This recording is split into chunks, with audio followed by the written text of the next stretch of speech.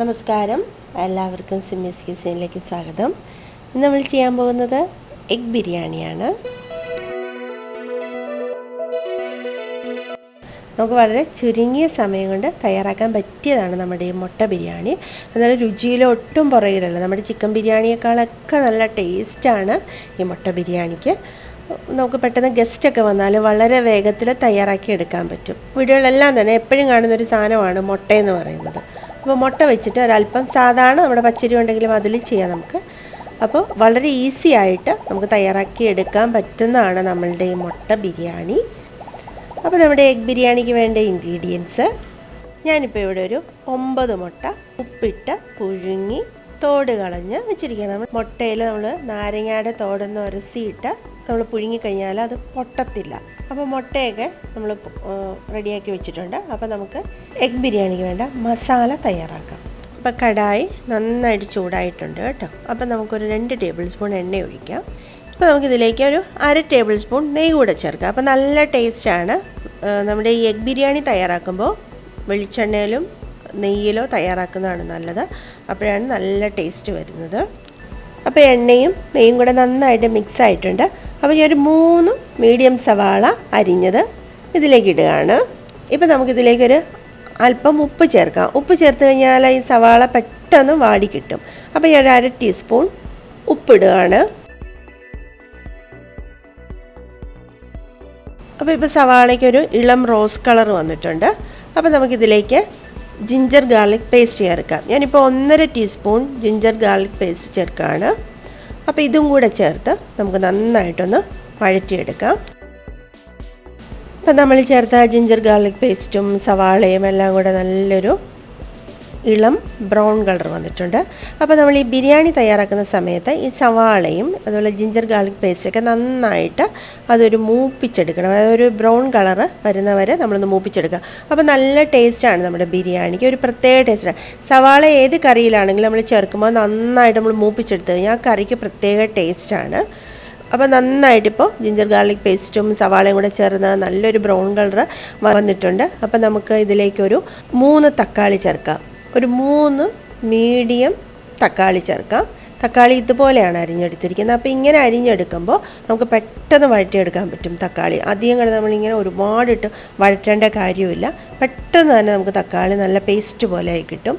ഇപ്പോൾ നമ്മൾ ചേർത്ത തക്കാളിയും സവാളയും ജിഞ്ചർ ഗാർലിക് പേസ്റ്റും എല്ലാം കൂടെ ചേർന്ന് നല്ല പേസ്റ്റ് പോലെ ആയിട്ടുണ്ട്. അതായത് എണ്ണയൊക്കെ തെളിഞ്ഞു തുടങ്ങി. അപ്പോൾ നമുക്ക് ഇതിലേക്ക് പൊടിയെല്ലാം ചേർക്കാം. 1/2 ടീസ്പൂൺ മഞ്ഞൾപ്പൊടി, എരിവുള്ള മുളക് പൊടി 1/2 teaspoon, Kashmiri chilli powder 1 teaspoon, 1 teaspoon മല്ലിപ്പൊടി, ഹോം മെയ്ഡ് ബിരിയാണി മസാലപ്പൊടി 1 ടീസ്പൂൺ. നിങ്ങളുടെ കയ്യിൽ ഈ മസാലപ്പൊടി ഇല്ലെങ്കിൽ നിങ്ങൾ ഗരം മസാലപ്പൊടി ചേർക്കുക. ഞാൻ പൊടിച്ചു വെച്ചിരിക്കുന്നതാണിത്. ഇതിൻ്റെ റെസിപ്പി ഓൾറെഡി ഞാൻ നമ്മുടെ മട്ടൻ ബിരിയാണിയുടെ വീഡിയോയിൽ ഇട്ടിട്ടുണ്ട്. അത് പോയി നോക്കിയിട്ട് പൊടിച്ചു വെച്ച് കഴിഞ്ഞാൽ നിങ്ങൾക്കൊരു 2 വർഷത്തോളം ഈ മസാലപ്പൊടി വെച്ചിട്ട് ഉപയോഗിക്കാനും പറ്റും. നല്ല രുചികരമായ ബിരിയാണി നമുക്ക് തയ്യാറാക്കിയെടുക്കാൻ സാധിക്കും. അപ്പോൾ നമുക്ക് ഇതെല്ലാം കൂടെ നന്നായിട്ടൊന്ന് ഇളക്കി യോജിപ്പിക്കാം. നമ്മുടെ ഈ ബിരിയാണി മസാലപ്പൊടി വളരെ നല്ലതാണ്. നല്ല ടേസ്റ്റുള്ള മസാലപ്പൊടിയാണ്. തീർച്ചയായിട്ടും നിങ്ങൾ അത് പൊടിച്ച് ചെയ്യുന്നതായിരിക്കും ഏറ്റവും നല്ലത്. പിന്നെ ഇല്ലെങ്കിൽ ഗരം മസാലപ്പൊടി ചേർക്കുക. ഇപ്പോൾ മസാലപ്പൊടി എല്ലാം കൂടെ നമ്മൾ നന്നായിട്ട് ഇതിലേക്ക് നന്നായിട്ട് മിക്സ് ചെയ്തെടുത്തിട്ടുണ്ട്. ഇതിൻ്റെ പച്ചമണം മാറുന്നവരെ നന്നായിട്ട് വഴറ്റിയെടുക്കണം. മസാലയൊക്കെ നന്നായിട്ട് നമ്മൾ ഇളക്കി യോജിപ്പിച്ചിട്ടുണ്ട്. പച്ചമണമൊക്കെ മാറി. അപ്പോൾ നമുക്ക് ഇപ്പോൾ ഒരു 3 ടേബിൾ സ്പൂൺ തൈര് ചേർക്കാം. ഇത് നന്നായിട്ട് ഞാനൊന്ന് ഉടച്ചെടുത്താണ്. സ്പൂണോ ഫോർക്കോ കൊണ്ട് നന്നായിട്ട് ഉടച്ച് ഒന്ന് ചേർക്കുക. ബിരിയാണി മസാല ഞാൻ തന്നെ പൊടിച്ചു വെച്ചതുകൊണ്ട് അതിൽ കുരുമുളക് കൂടെ ചേർത്തിട്ടാണ് പൊടിച്ചത്. അപ്പോൾ നമ്മളിതിൽ പ്രത്യേകിച്ച് കുരുമുളക് പൊടി ചേർക്കേണ്ട ആവശ്യമില്ല. ഗരം മസാലപ്പൊടിയാണ് ചേർക്കുന്നതെങ്കിൽ 1/2 ടീസ്പൂൺ കുരുമുളക് പൊടി ചേർക്കണം. അപ്പോൾ ഞാനിപ്പോൾ ഇതൊന്ന് ടേസ്റ്റ് ചെയ്ത് നോക്കി കേട്ടോ. അപ്പോൾ ഉപ്പ് കുറവുണ്ട്. അപ്പോൾ ഞാനൊരു 1/4 ടീസ്പൂൺ ഉപ്പ് കൂടെ ചേർക്കുകയാണ്. നമ്മൾ സവാള വഴറ്റിയപ്പോൾ 1/2 ടീസ്പൂൺ ഉപ്പ് ചേർത്താണ്. ഇപ്പോൾ ഒരു 1/4 ടീസ്പൂൺ ഉപ്പ് കൂടെ ചേർക്കുകയാണ്. അപ്പോൾ ഉപ്പ് കൂടെ ചേർത്ത് ഇപ്പം നമുക്ക് നന്നായിട്ടൊന്ന് മിക്സ് ചെയ്തെടുക്കാം. അപ്പോൾ തൈരും എല്ലാം കൂടെ ചേർന്ന് നല്ലൊരു ഗ്രേവി, നല്ല മസാല നല്ല പാകത്തിന് വന്നിട്ടുണ്ട്. അപ്പോൾ നമ്മൾ പുഴുങ്ങി വെച്ച മുട്ട നമുക്കിതിലേക്ക് ചേർക്കാം. ഇപ്പോൾ 9 മുട്ട പുഴുങ്ങിയെടുത്ത് അത് ഞാനിപ്പോൾ ഇതിലേക്ക് ഇടുകയാണ്. മുഴുവൻ മുട്ട ഇതിലേക്ക് ചേർത്ത് കേട്ടോ. അപ്പോൾ നമുക്കിതെല്ലാം കൂടി മസാല നന്നായിട്ട് മുട്ടയിലൊന്ന് പിടിച്ച് വരുന്നവരെ, നല്ല പൊതിഞ്ഞിരിക്കുന്നവരെ നല്ല പോലെ വഴറ്റി നമുക്ക് ഈ മസാലയെല്ലാം നന്നായിട്ട് മുട്ടയിലൊന്ന് നന്നായിട്ടൊന്ന് പിടിപ്പിച്ചെടുക്കണം.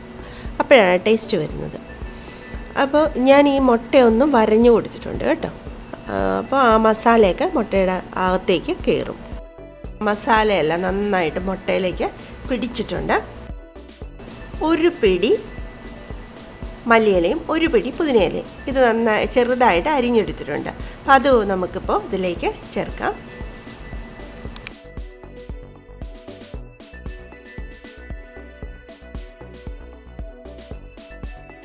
ഇപ്പം മല്ലിയില എല്ലാം കൂടെ ചേർത്ത് നമ്മൾ നന്നായിട്ട് മിക്സ് ചെയ്തെടുത്തിട്ടുണ്ട്. അപ്പോൾ ഈ മുട്ടയിലേക്ക് ഈ മസാലയെല്ലാം ഒന്നുകൂടെ ഒന്ന് പിടിക്കാൻ വേണ്ടി ഞാനൊരു 1/4 കപ്പ് ചെറു ചൂടുവെള്ളം, അത്രയും മതി കേട്ടോ. നമ്മൾ ഓൾറെഡി മുട്ട കുക്കായതാണ്, പിന്നെ നമ്മൾ മസാലയെല്ലാം നന്നായിട്ട് വഴറ്റിയെടുത്തതാണ്. പിന്നെ ഇതൊന്ന് പിടിക്കാൻ വേണ്ടി മാത്രം വെള്ളം ചേർത്താൽ മതി. ബിരിയാണിക്ക് ഒരുപാട് വെള്ളം വേണ്ട. അപ്പോൾ ആ ഒരു ആവശ്യത്തിന് ഒരു 1/4 കപ്പ് ചെറു ചൂടുവെള്ളം ഞാനിപ്പോൾ ഇതിലേക്ക് ഒഴിക്കുകയാണ്.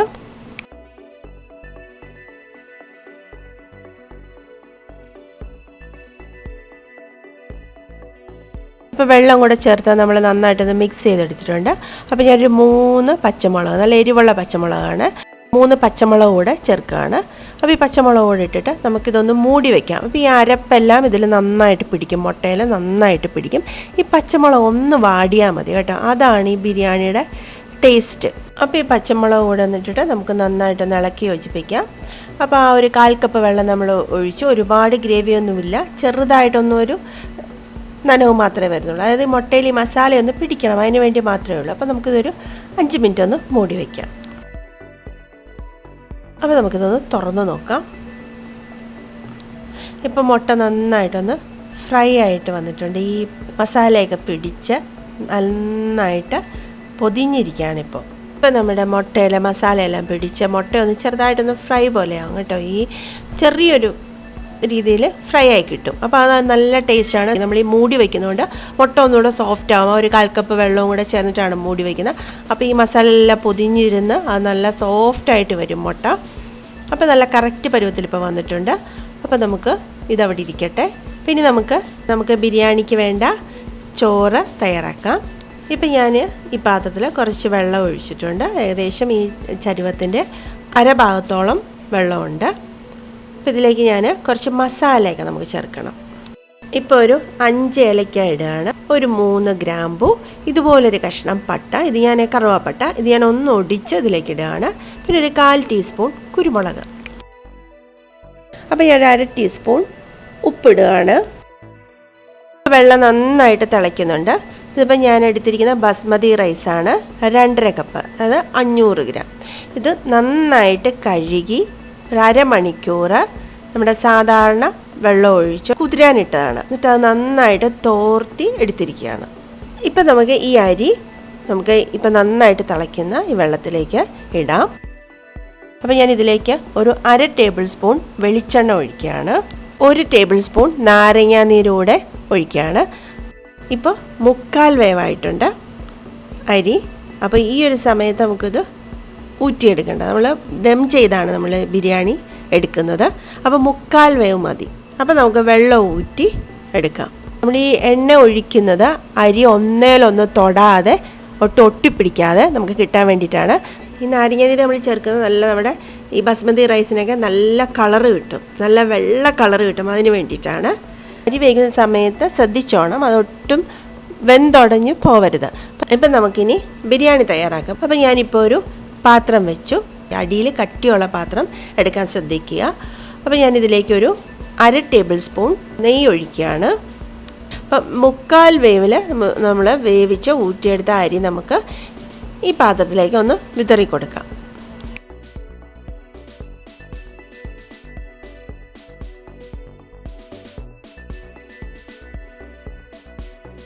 നമ്മൾ 1/4 വേവിൽ വേവിച്ചെടുത്ത അരി ഇപ്പോൾ കുറച്ച് ഇതിലേക്ക് ഇട്ടിട്ടുണ്ട്. ഞാനൊരു വലിയ സവാള കനം കുറച്ച് അരിഞ്ഞ് നെയ്യിൽ വറുത്തെടുത്തതാണ്.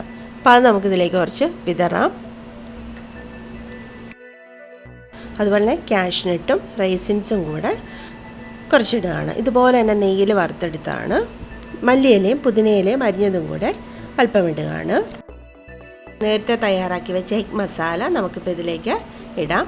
ഇപ്പോൾ എൻ്റെ ഈ പാത്രം കുറച്ച് വലുതാണ് കേട്ടോ, അപ്പം ഞാനൊരൊറ്റ ലെയറിൽ തന്നെ മസാല മുഴുവൻ ഇടുകയാണ്. നിങ്ങളുടെ കയ്യിൽ ചെറിയ പാത്രമാണെങ്കിൽ 1-2 ലെയറായിട്ട് നമുക്ക് ഇടാനായിട്ട് സാധിക്കും.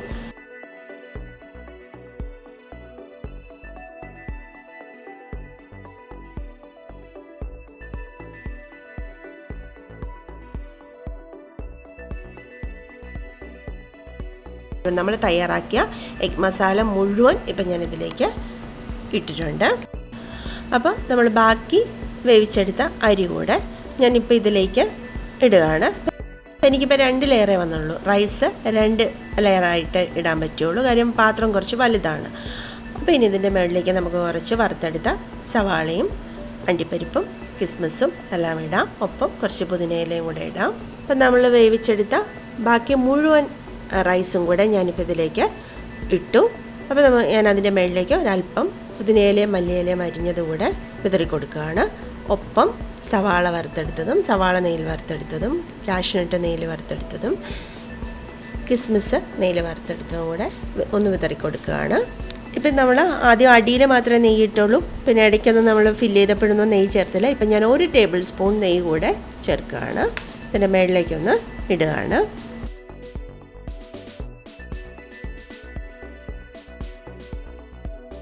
അപ്പോൾ ഞാൻ 1/2 കപ്പ് തേങ്ങാപ്പാൽ എടുത്തിരിക്കുകയാണ്. ഇതിലേക്ക് ഞാൻ കുങ്കുമപ്പൂ കൂടെ ചേർത്തിട്ടുണ്ട്.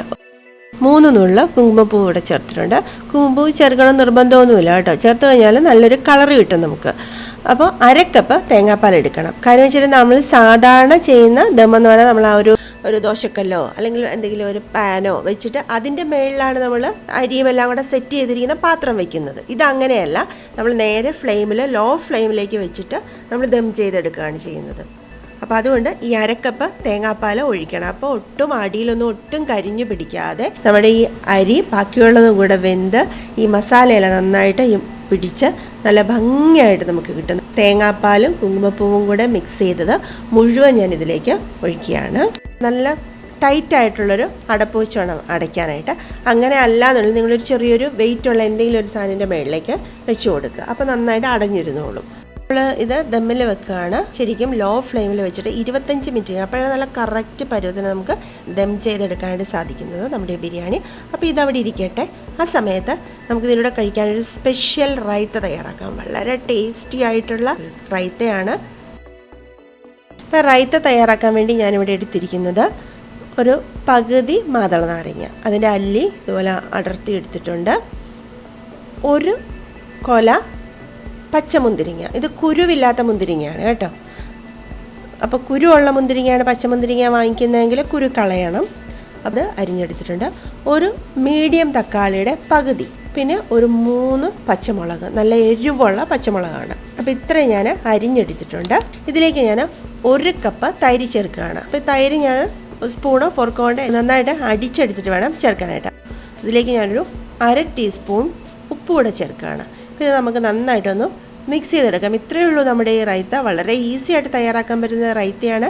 ഇതിൻ്റെ പ്രത്യേകത എന്ന് പറഞ്ഞാൽ ഈ എരിവും പുളിയും തക്കാളിയുടെയും തൈരിൻ്റെയും പുളിയും ഈ മുന്തിരിങ്ങയുടെയും മാതളനാരങ്ങയുടെയൊക്കെ മധുരവും ഇതെല്ലാം കൂടെ ചേർന്നിട്ട് നല്ല ടേസ്റ്റാണ്. നമ്മുടെ ഈ എഗ് ബിരിയാണിക്ക് പറ്റിയ റൈത്തയാണ്. വേറെ മറ്റെല്ലാ റൈത്തയേക്കാളും ചേരുന്നത് ഈ റൈത്തയാണ്. ഇതിൻ്റെ കൂടെ തീർച്ചയായിട്ടും നിങ്ങൾ എഗ് ബിരിയാണി തയ്യാറാക്കണമെങ്കിൽ ഈ റൈത്ത കൂടി തയ്യാറാക്കി കഴിക്കണം.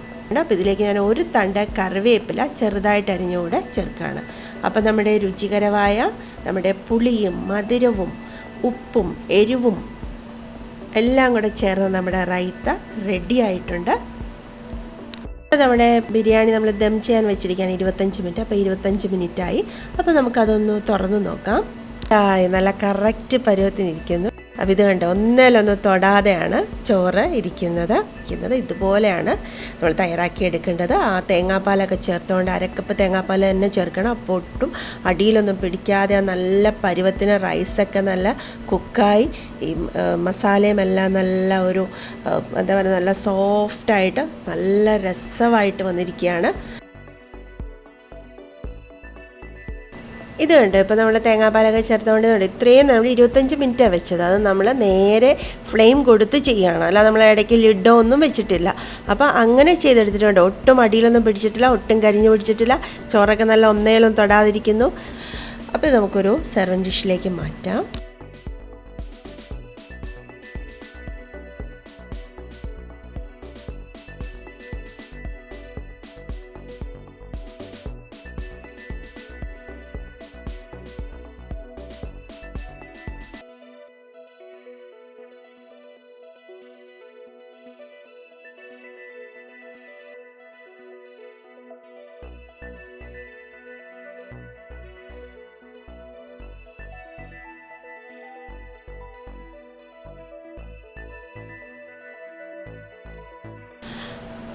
അപ്പോൾ നമ്മുടെ എഗ് ബിരിയാണി റെഡി ആയിട്ടുണ്ട്. നല്ല രുചികരമായ എഗ് ബിരിയാണിയാണ്. അപ്പോൾ അതിൻ്റെ ഒപ്പം ഞാൻ പപ്പടം എടുത്തിട്ടുണ്ട്, അതുപോലെ തന്നെ ലെമൺ പിക്കിള്, ഇത് ഞാൻ തയ്യാറാക്കിയതാണ്. അതുപോലെ ഒപ്പം റൈത്ത, നമ്മുടെ സ്പെഷ്യൽ ഫ്രൂട്ട് റൈത്തയാണ് ഇതിനൊപ്പം ഉള്ളത്. അപ്പോൾ അതും കൂടെ ചേർത്ത് കഴിക്കാനായിട്ട് നല്ല ടേസ്റ്റാണ്. അപ്പോൾ നമ്മുടെ രുചികരമായ എഗ് ബിരിയാണി തയ്യാറായിട്ടുണ്ട്. അപ്പോൾ തീർച്ചയായിട്ടും ഇത് എല്ലാവരും ഈ പെരുന്നാളിന് എല്ലാവരും ഇത് ട്രൈ ചെയ്യണം. അപ്പോൾ നല്ലൊരു റെസിപ്പിയായിട്ട് നമുക്ക് വീണ്ടും കാണാം. അതുവരെ ബൈ.